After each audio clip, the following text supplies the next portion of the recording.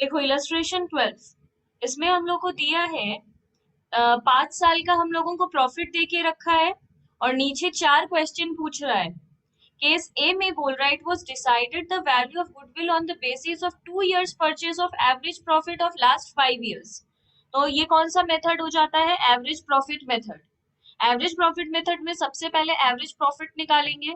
जो 5 साल का प्रॉफिट सम में दिया हुआ है वो पांचों प्रॉफिट को प्लस करेंगे डिवाइडेड बाई 5। ये सॉल्व करके हम लोग का एवरेज प्रॉफिट आएगा 37,800। गुडविल का फॉर्मूला है average profit into number of years purchase. तो एवरेज प्रॉफिट तो हम लोग कैलकुलेट कर लिए। नंबर ऑफ इयर्स परचेज देखो ए में ही दिया हुआ है 2 years परचेज। तो वो जो 2 years परचेज दिया है वो ये 2 है। तो इंटू करके आ जाएगा 75,600। इसका दूसरा केस देखो, केस बी। केस बी में बोल रहा है it was decided to value the goodwill on the basis of 3.5 years purchase of average profit of last 5 years after giving weights of 1 2 3 6 8 to the profit chronologically. इसमें जब weights use कर देगा तो वो मेथड हो जाता है वेटेड एवरेज प्रॉफिट मेथड। ठीक है। वेटेड एवरेज प्रॉफिट मेथड में हम लोग का फॉर्मेट कैसा होगा? सबसे पहले हम लोग लिखेंगे ईयर। ईयर का एक कॉलम बनाएंगे, जितना साल का प्रॉफिट दिया है सारा ईयर। देन प्रॉफिट का कॉलम देके सारा प्रॉफिट। वेट्स हम लोग को सब में दे के रखा है 1 2 3 6 8। और फिर वेटेड प्रॉफिट में प्रॉफिट इंटू वेट करेंगे। तो सबको करो, इसको प्लस करो, फिर सबको प्लस कर दो, इसको भी प्लस करो। एंड देन यहाँ तक आकर मेरे को इन्फॉर्म करो। उसके बाद निकालेंगे weighted average profit. Weighted average profit का फॉर्मूला है total weighted profit divided by total weights. Total weighted profit 1,37,000 और टोटल वेट्स आ रहा है 20। जब दोनों को डिवाइड करेंगे तो आएगा 41,850। उसके बाद निकालेंगे गुडविल। गुडविल का फॉर्मूला क्या है? Weighted average profit into number of years purchase. Same formula जो एवरेज प्रॉफिट में था, बस यहाँ पे weighted average profit into number of years purchase होगा। तो हम लोग का वेटेड एवरेज प्रॉफिट कितना आया? 41,850। और इसमें 3.5 इयर्स दिया था, इसलिए 146,475। अब केस सी में हम लोग को same weighted average profit method ही बोला है, बट यहाँ पे number of years purchase 3 years दिया है, पहला बात। दूसरा बात, यहाँ पर कोई वेट बता नहीं रहा है हम लोग को, जैसे लास्ट में बी केस में बता दिया था 1 2 3 6 8 लो। जब कुछ नहीं बोलेगा तो लाइन से लेंगे 1 2 3 4 5 6। तो फॉर्मेट सेम है, सिर्फ वेट चेंज हो गया है और number of years purchase change हो गया है। तो बनाओ।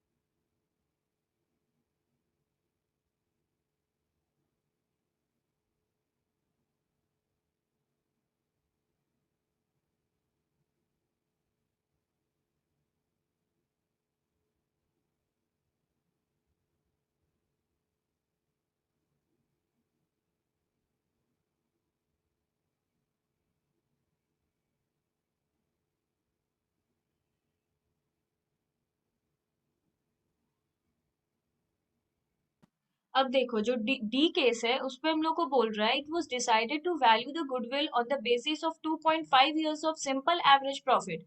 मतलब ये है तो सिर्फ average profit method of last 5 years, एकदम केस ए जैसा। पर इसमें क्या डिफरेंस है, इसमें कुछ एडजस्टमेंट दिया है। अगर कुछ भी हम लोग एडजस्टमेंट देखेंगे तो हम लोग को प्रॉफिट, जो ये जो प्रॉफिट सम में दिया हुआ है, ये करेक्ट प्रॉफिट नहीं है। फिर हम लोग को करेक्ट प्रॉफिट निकालना पड़ेगा। तो सबसे पहले इसमें करना पड़ेगा कैलकुलेशन ऑफ करेक्ट प्रॉफिट।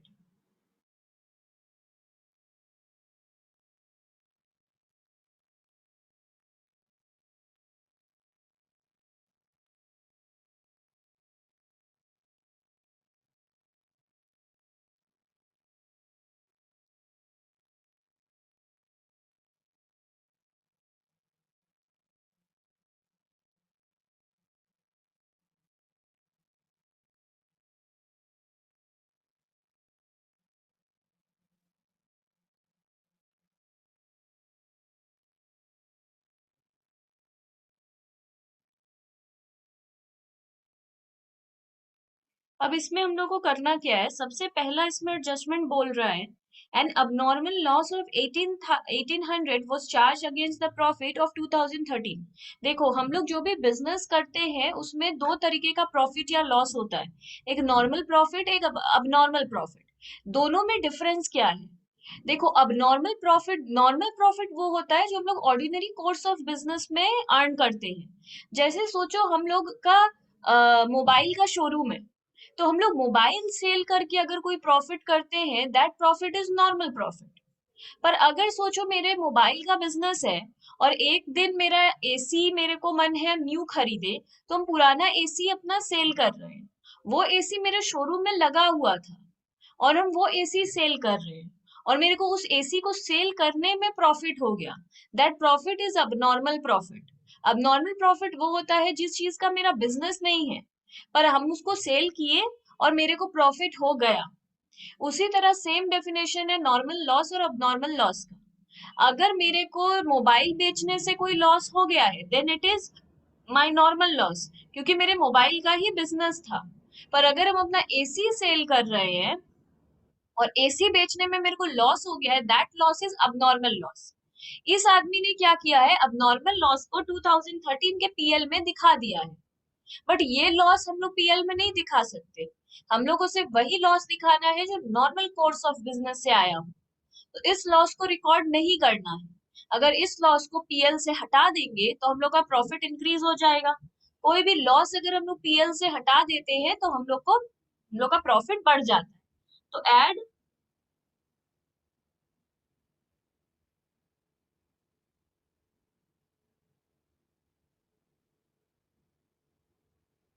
इसके बाद हम लोग को बोल रहा है रोमन टू में, profit of 2014 included a non recurring receipt of 2500। अब ये non recurring receipt, recurring receipt क्या होता है? सेम वैसा ही, जो चीज हम लोग का बिजनेस है और उसके लिए हम लोग पैसा रिसीव कर रहे हैं, then it is normal receipt, recurring receipt, हर वक्त रिसीव करते रहते हैं। पर अगर कोई ऐसे चीज के लिए रिसीव कर लिए हैं जो हम लोग के बिजनेस में होता नहीं है, नॉन रिकरिंग है, रिकरिंग मतलब कंटिन्यूअसली, नॉन रिकरिंग मतलब समटाइम्स, नॉट कंटिन्यूअसली। तो नॉन रिकरिंग रेसिट है एसी बेचकर जो पैसा आया, दैट इज नॉन रिकरिंग रेसिट। तो वो रेसिट भी हम लोग प्रॉफिट की तरह, अगर लॉस नहीं दिखा सकते पीएल में अब नॉर्मल वाला, तो अब नॉर्मल प्रॉफिट भी नहीं दिखा सकते। तो ये जो नॉन रिकरिंग रेसिट है, ये है नॉट कंटिन्यूअसली, मतलब बिजनेस रिलेटेड नहीं है, कभी कभी हो गया है। तो दैट इज अब नॉर्मल प्रॉफिट।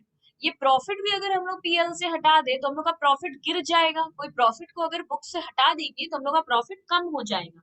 पर ये कौन से ईयर का बात है, 2014। तो लेस नॉन रिकरिंग रेसिट।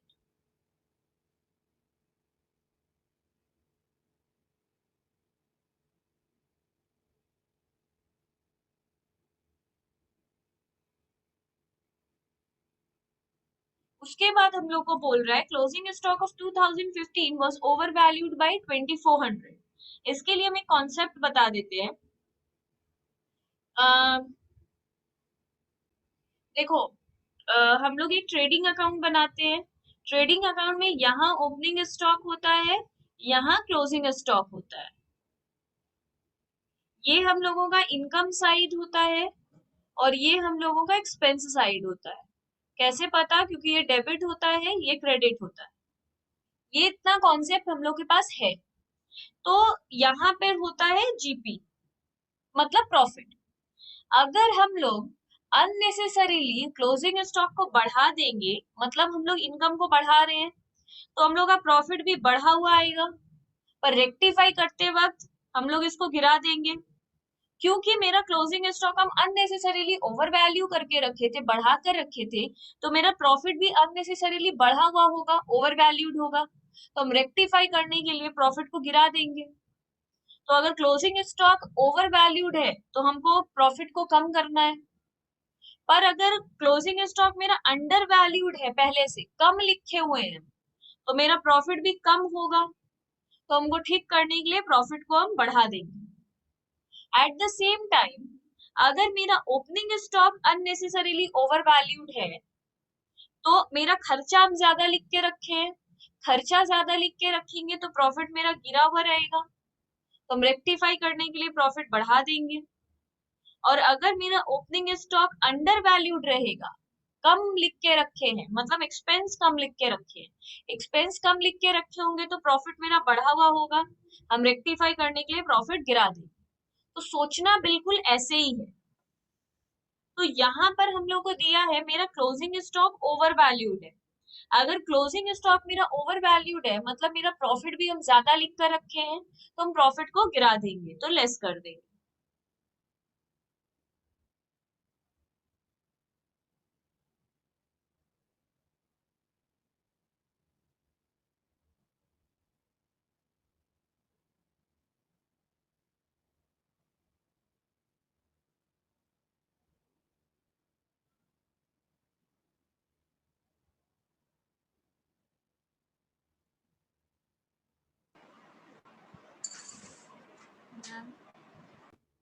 अब करेक्ट प्रॉफिट आ जाने के बाद सिंपली हम लोग इसका एवरेज प्रॉफिट ही करेंगे, जैसे केस ए में किए थे। अब कोई चेंजेस नहीं है।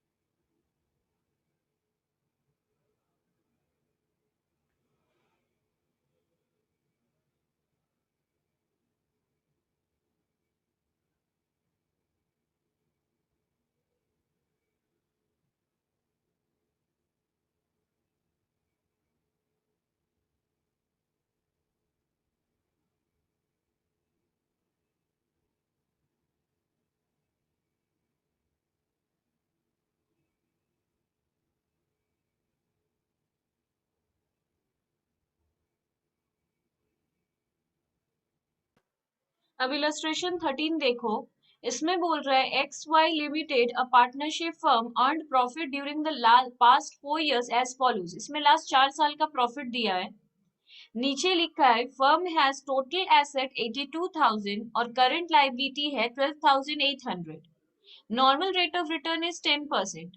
Determine the value of goodwill on the basis of 2.5 years of purchase of super profit.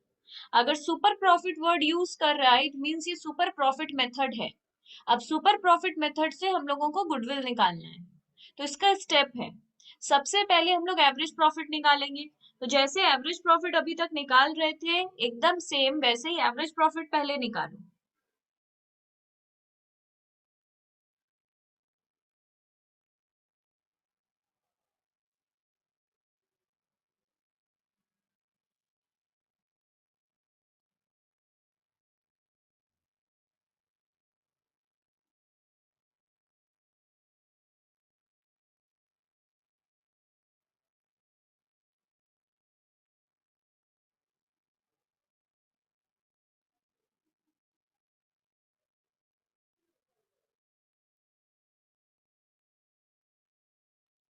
इसका स्टेप में पहले एवरेज प्रॉफिट निकालना है, उसके बाद निकालना पड़ता है कैपिटल एम्प्लॉयड।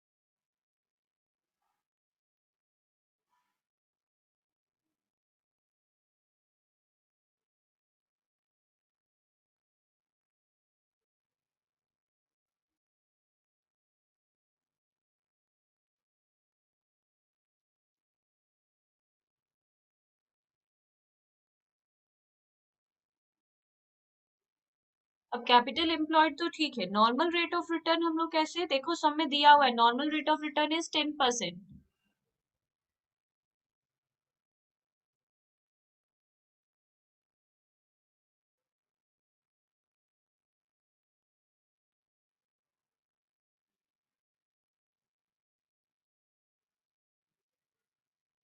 उसके बाद निकालेंगे सुपर प्रॉफिट। सुपर प्रॉफिट का फॉर्मूला है average profit minus normal profit. तो average profit is 46625, normal profit is 6920।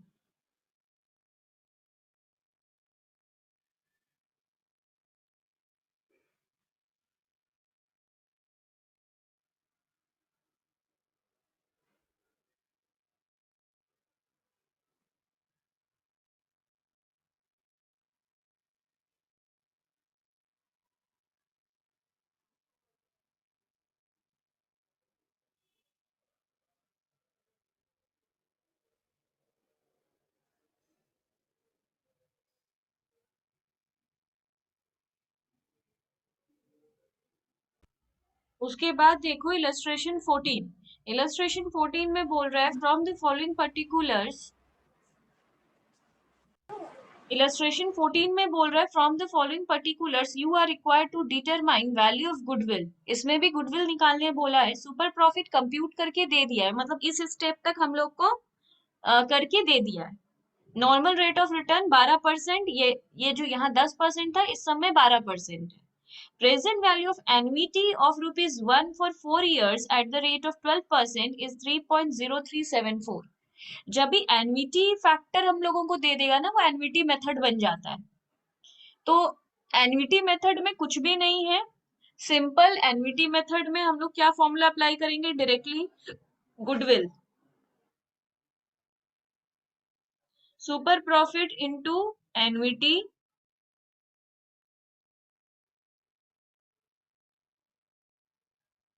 ये प्रेजेंट वैल्यू ऑफ एन्युटी लिख लो, super profit into present value of annuity. तो सुपर प्रॉफिट जो, अगर इसी सम को इसको बड़ा करना होता तो क्या करता, सुपर प्रॉफिट भी हम ही लोग से कैलकुलेट कराता।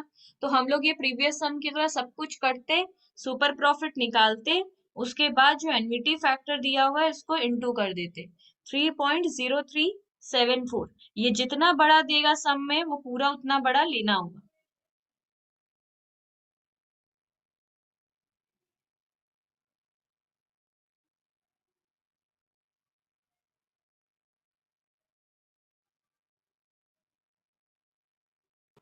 Illustration 15.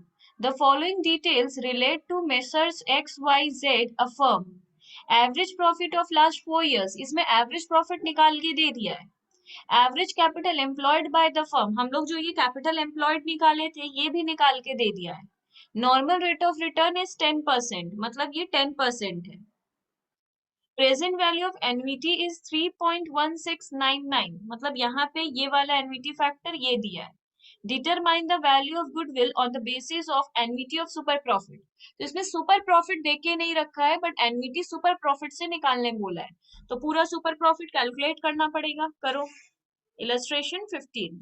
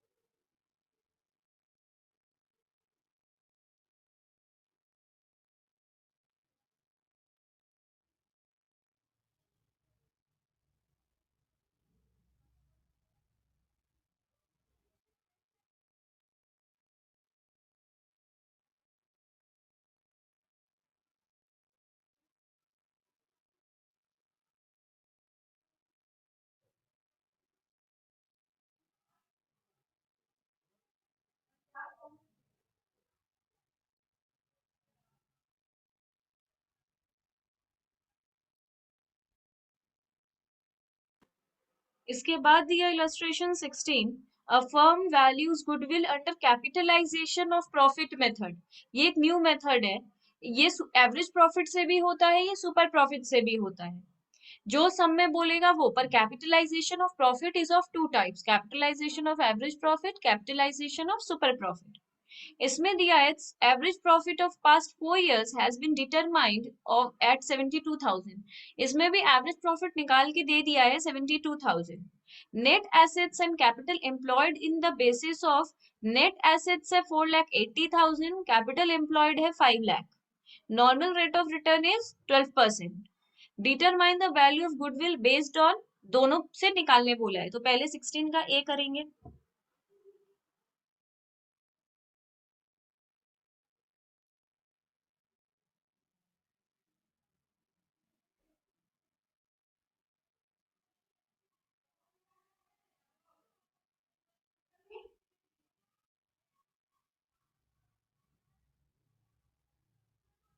एवरेज प्रॉफिट इसमें सम में दे दिया है, दैट इज 72,000। कैपिटलाइजेशन मेथड में हम लोग को निकालना रहता है कैपिटलाइज्ड वैल्यू, ठीक है।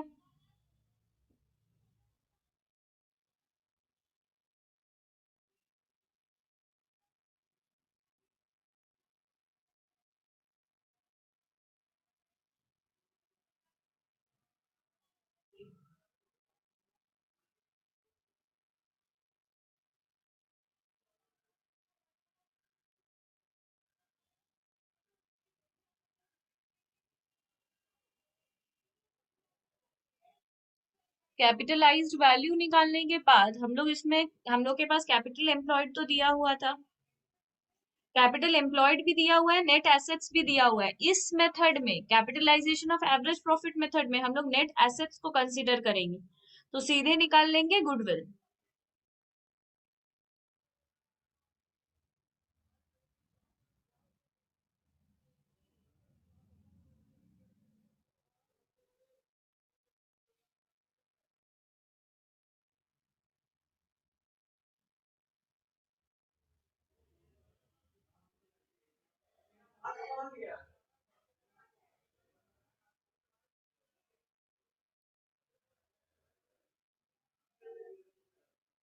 तो इस मेथड से हम लोग का गुडविल ऐसे आएगा। स्टेप याद रखना है, capitalisation of average profit method में पहले एवरेज प्रॉफिट निकालेंगे, फिर कैपिटलाइज्ड वैल्यू निकालेंगे, फिर सीधे गुडविल निकाल लेंगे, capitalised value minus minus net assets.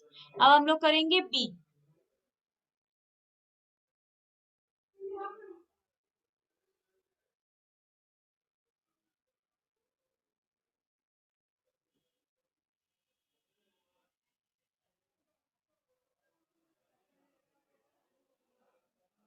इसमें भी सबसे पहले सुपर प्रॉफिट निकालना होगा। सुपर प्रॉफिट के लिए एवरेज प्रॉफिट गिवन है,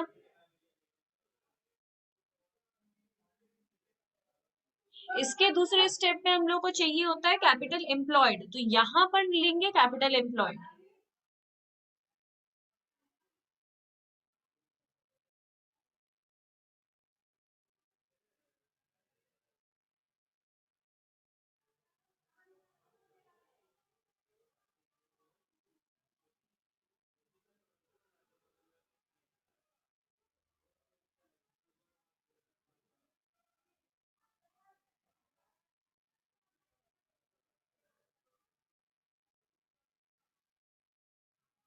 तो सुपर प्रॉफिट तक तो हम लोग कर लिए। सुपर प्रॉफिट के बाद इसमें गुडविल का फॉर्मूला क्या है?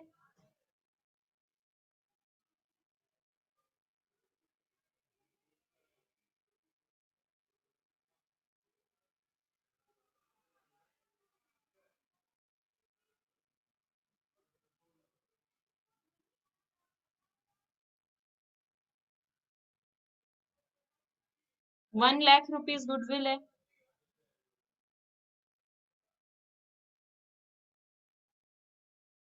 दिसंबर 2019 में ये क्वेश्चन आया है 8 मार्क्स का। इसमें एक हम लोगों को बैलेंस शीट दिया है 2017, 18, 19, 3 साल का। इसमें सारा आइटम में सारा लाइबिलिटीज और एसेट है। उसके बाद नीचे इंफॉर्मेशन दिया है actual valuation were as under. तो सारे एसेट का वैल्यूएशन चेंज हो गया है। Building and machinery less depreciation इतना हो गया है, इन्वेंट्री इतना है।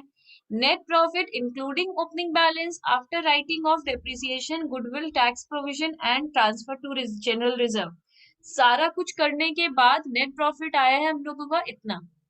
नीचे कैपिटल एम्प्लॉयड दिया है in the business at market value 16-17 का हम लोग को कैपिटल एम्प्लॉयड दिया है 3,66,000। The normal annual return on average मतलब नॉर्मल रेट ऑफ रिटर्न दिया है 12.5%। बैलेंस इन जनरल रिजर्व है 1,416 में 10 lakh.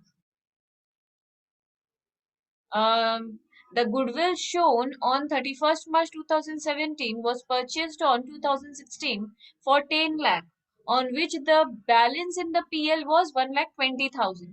You are required to find out the average capital employed in each year. तो पहले हर साल का 3 साल का हम लोग को, क्योंकि ये जो एवरेज कैपिटल एम्प्लॉयड दिया है ये 16-17 का है, और हम लोग को 17-18, 18-19, 19-20 ये 3 साल का निकालना है, और सब में 16-17 का दिया हुआ है। तो पहले तो हर साल का हम लोग को कैपिटल एम्प्लॉयड निकालने बोला है। फिर बोल रहा है also compute goodwill to be valued at 5 years purchase of super profit. Super profit method से इसको करने बोला है, ब्रैकेट में लिखा है सिंपल एवरेज मेथड। ठीक है, तो बेसिकली सबसे पहला हम लोग काम किया एवरेज प्रॉफिट निकालना। तो अभी सबसे पहला काम क्या होगा, सबसे पहला काम होगा एवरेज प्रॉफिट निकालना। पर ये जो सम में फिर प्रॉफिट दे के रखा है इससे बहुत सारा एडजस्टमेंट करना पड़ेगा, क्योंकि कोई भी एडजस्टमेंट जैसा दिया हुआ है नेट प्रॉफिट के सामने तो करेक्ट प्रॉफिट हम लोग को निकालना होगा। तो हम लोग लिखेंगे कैलकुलेशन ऑफ करेक्ट प्रॉफिट।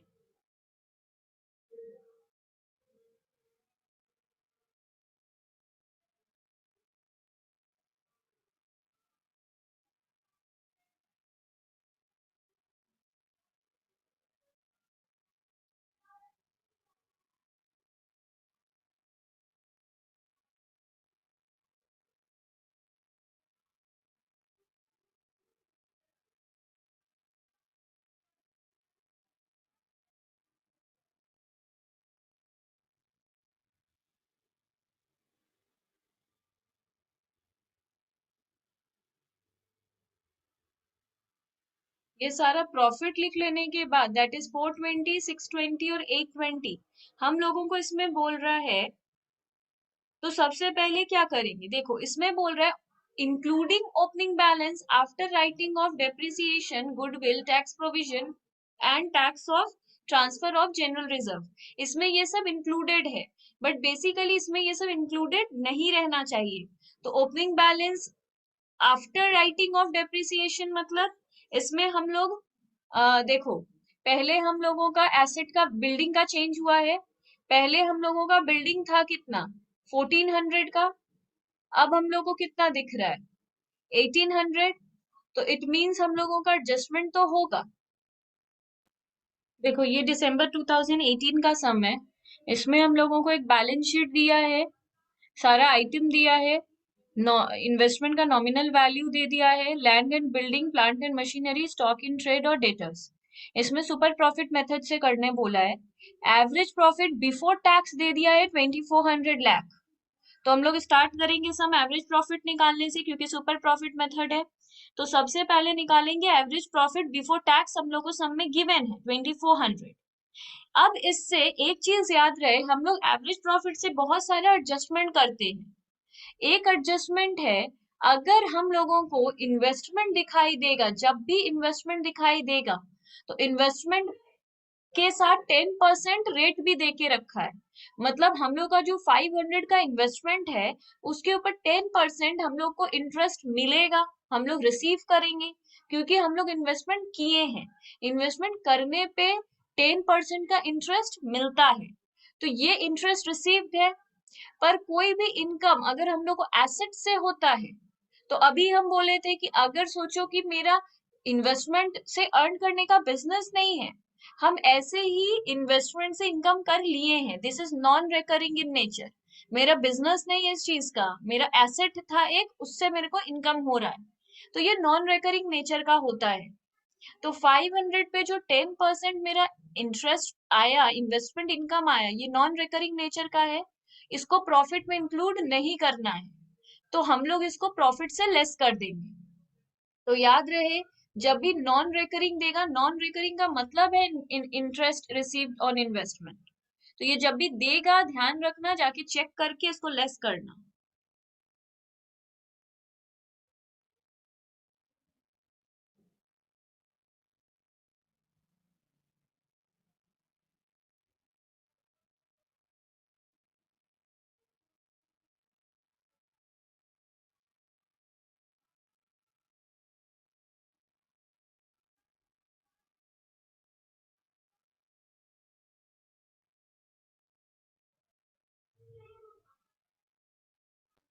हम लोग को टैक्स रेट भी सब में दे के रखा था 30%, तो इसका 30% टैक्स हुआ 705, तो हम लोग का आ जाएगा 1645। ये आ जाएगा एवरेज प्रॉफिट आफ्टर टैक्स। तो यहाँ हम लोग के पास एवरेज प्रॉफिट रेडी है। अब हम लोग को क्या चाहिए होता है दूसरे स्टेप में, कैपिटल एम्प्लॉयड।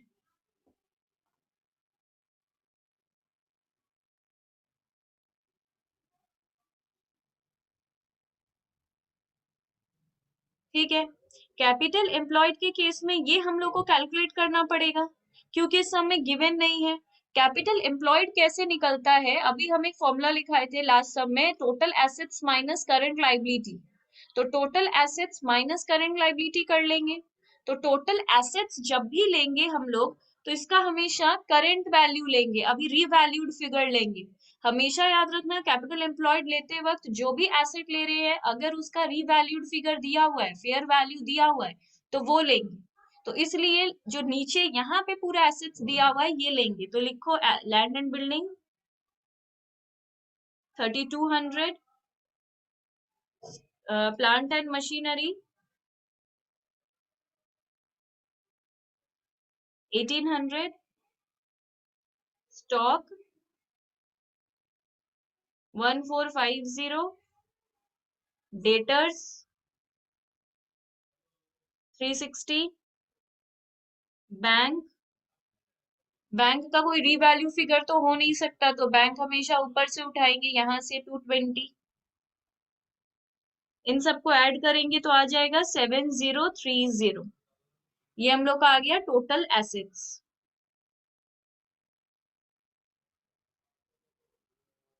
इससे लेस होता है करंट लाइबिलिटीज। करंट लाइबिलिटीज में हम लोग के पास क्या क्या है, अच्छा यहाँ करंट लाइबिलिटीज मत लिखो, एसेट्स माइनस सिर्फ लेस लाइबिलिटीज लिखो, सिर्फ लाइबिलिटीज। यहाँ लाइबिलिटीज में क्या क्या लेस करेंगे, जितना लाइबिलिटी दिया हुआ है एक्सेप्ट शेयर कैपिटल और रिजर्व्स एंड सरप्लस। याद रहे यहाँ सारा लाइबिलिटी लेस होगा except share capital and reserves and surplus. तो शुरू में तो इक्विटी शेयर है, preference share, general reserve, PL, वो नहीं लेंगे, सिर्फ 12% डिबेंचर और क्रेडिटर्स। तो 12% डिबेंचर, क्रेडिटर्स, डिबेंचर है हम लोग का 1000, क्रेडिटर है 800। तो टोटल एसेट से हम लोग इतना लेस कर देंगे तो आएगा 5230।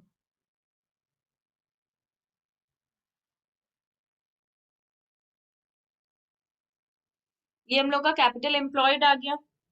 अब कैपिटल एम्प्लॉयड के बाद हम लोग को क्या करना है, नॉर्मल प्रॉफिट निकालना है।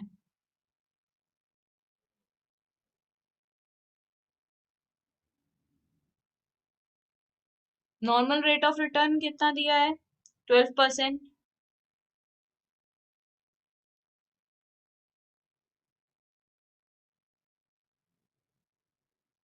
इतना आएगा नॉर्मल प्रॉफिट। अब सुपर प्रॉफिट,